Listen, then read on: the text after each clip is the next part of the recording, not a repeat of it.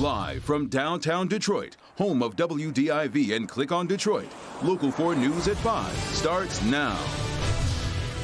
The number of coronavirus cases continues to rise at an alarming rate. 1,117 new cases in the past 24 hours in Michigan. And now as hospitals in the area say they're getting close to capacity, the rush is on as we get our first look inside the TCF Center being turned into a field hospital. Glad you're with us for Local 4 News at 5. A number of new developments tonight as Michigan prepares for this, what was unexpected spike in cases. Here are the big headlines today. First, the numbers. To date, Michigan has 7,615 total cases of the virus with 259 deaths. And even with reports to the contrary, Governor Whitmer has not yet officially canceled the school year. Much more on that in just a few minutes. All happening as crews rush to convert the TCF Center into a 900-bed field hospital. Our team is fanned out all over to cover these new developments tonight. Let's start things off here at 5 with Priya Mann, who had an update from Mayor Duggan. Priya? Yeah, that's right. He held a press conference moments ago. He says so far 700 people were tested at the state fairgrounds today. In total, more than 2,000 people have been tested, and the mayor says help is on the way in the form of more swabs and test kits and access to doctors so more Detroiters can get tested. FEMA has 200,000 swabs in a truck headed toward the state of Michigan. Once those swabs arrive, Mayor Mike Duggan expects 1,000 people a day will be able to get tested at the state fairgrounds. As of Tuesday, 76 Detroit cops and 17 firefighters have tested positive for COVID-19. 522 cops and 133 firefighters remain quarantined. I think just about every quarantined officer in the Detroit Fire Department, if they have not already been tested, are being tested at the Fairground Center. Tomorrow, every police officer who has not been tested will be tested. To increase testing citywide, 22 doctors' offices are now taking in new patients. Most of these clinics will take you if you have no money and no insurance. And if you need a test, they'll evaluate you, and potentially you can get a script, and then you can come out to the fairgrounds. The city also approved a $3.1 million relief fund for small businesses with fewer than 50 workers. And to help our first responders, Bright Horizons in Midtown is offering free childcare with immediate space for 40 kids.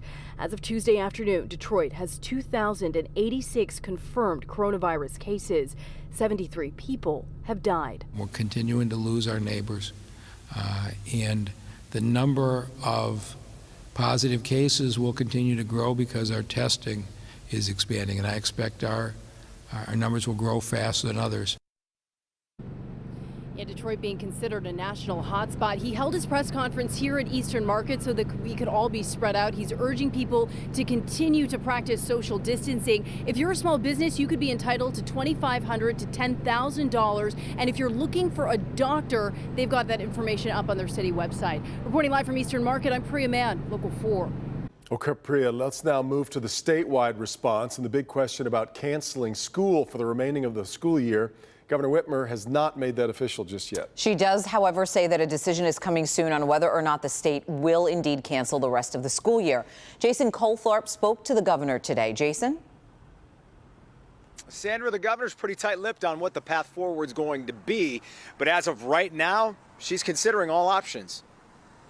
On a day where many families and their kids would be in the thick of enjoying their spring break, they're simply wondering if there will be any more school. The governor understands their growing impatience. Trust me, as a parent with a senior and a junior myself, I'm hearing the questions inside my own household. Despite reports she's already decided to cancel the school year, Governor Gretchen Whitmer says she's still mulling over exactly what to do and how to put whatever decision she makes into motion. I think this is precisely why it's important that we take the time to get it right. It's most important to me that we have got a real plan to meet the educational needs of our students, that we support our teachers, and that we make decisions based on what is in the best interest of our kids, not what's most convenient. The governor has considered Detroit Superintendent Nikolai Vitti's suggestions of ending the school year, requiring all districts to take their curriculums online, and to continue state funding. There are lots of districts across our state, though, and they are all very different, and they have all very different access to resources. Listen, the message is this. These are unprecedented times. This is requiring real hardship on every one of us, just by not going out, just by closing down your business, just by pulling your kids out of school.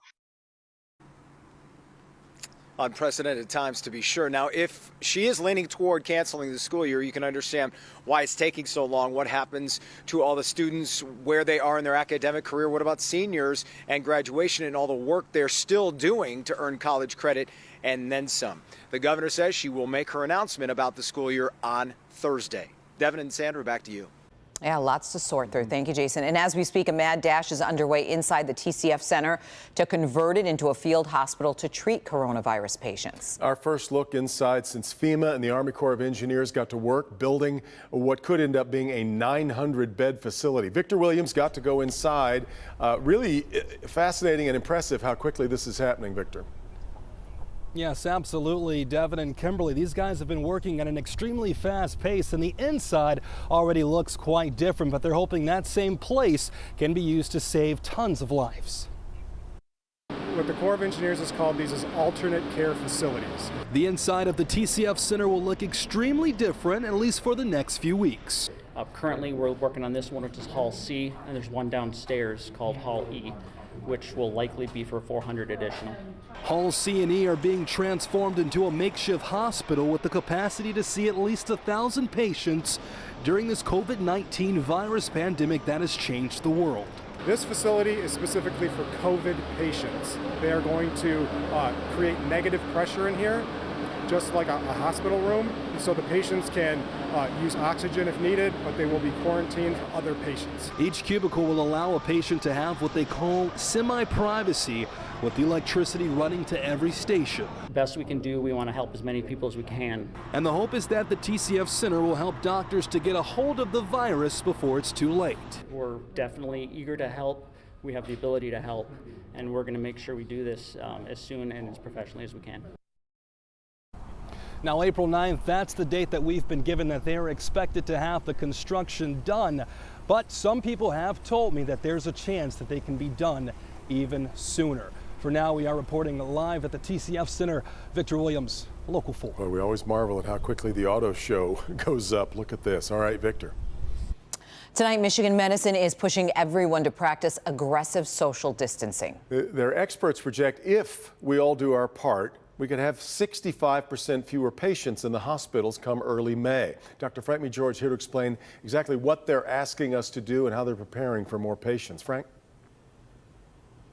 Yeah, Sandra and Devin, Michigan Medicine released two projections today, one with aggressive social distancing and one with less aggressive actions. They hope it'll demonstrate what a difference we can each make in flattening the curve, even if we haven't seen it yet. This chart shows two scenarios of what could happen at Michigan Medicine in terms of the number of hospitalized patients. The blue line is less social distancing, and the orange line is if we have aggressive social distancing. The higher curve represents a worst-case scenario. In the model with less social distancing, the peak census we project on May 4th would be about 5,800 patients in our hospitals. With the lower model with aggressive social distancing, the census on that same day would be about 2,000 patients. That's 65% fewer patients. So what does aggressive social distancing mean? Staying at home, except for urgent needs like groceries or picking up medicine. It means not inviting over neighbors, family members, or friends who don't live in your same household. It means keeping businesses closed. It means keeping the schools closed. The goal is to have contact with the fewest possible individuals outside of your household. Michigan Medicine is also working to increase capacity for patients. We're now assessing locations outside of the four walls of our hospitals on our athletic campus for the potential to create a field hospital of 500 beds or more. The initial location we're evaluating and prepping for is in the indoor track at the South Athletics facility on State Street. Now, the intent is for the field hospital to be a step-down unit for COVID-19 patients who are stable to create more capacity for critically ill patients inside the hospital. Now, Michigan Medicine is also looking at other alternative sites, including dorms and local hotels that would be willing to take patients who are recovering but aren't able to go home yet, for example, because of immune-compromised family members. Another angle this we haven't talked a lot about what the folks that are left at home. But Doc, any indication yet how much capacity Michigan Medicine has left right now? Well, they said they expect to reach physical capacity in their hospitals sometimes within the next 2 weeks. And that's why they're preparing alternate sites and why they're really asking everyone to reduce the need for that. Understand. All right, Doc, we'll talk to you again soon. Ford Motor Company will not be reopening plants next month, as was previously announced. The automaker says it's now delaying the restart to protect its workers from the coronavirus. Ford is still planning to produce ventilators at its Rawsonville Components plant beginning the week of April 20th. UAW members there will work under strict social distancing and health monitoring conditions. Another busy day. We will note we are awaiting the daily briefing from the coronavirus task force at the White House. You'll see that when it starts. In the meantime, let's get to Ben. Devin, new month, new forecast. Things are going to look and feel a whole lot different when we get into tomorrow. The question is, how long will we get to hold on to it? We'll look at all that next. All right, Ben. Also, the true unsung heroes. New tonight, you're going to meet the local grandmother and others who are working 7 days a week to help fill a critical need. Hank? I'm Hank Winchester. Help me, Hank. I have an important warning from the FBI. The scams they are tracking here in Metro Detroit that are connected to the coronavirus. Important information to keep you safe coming up.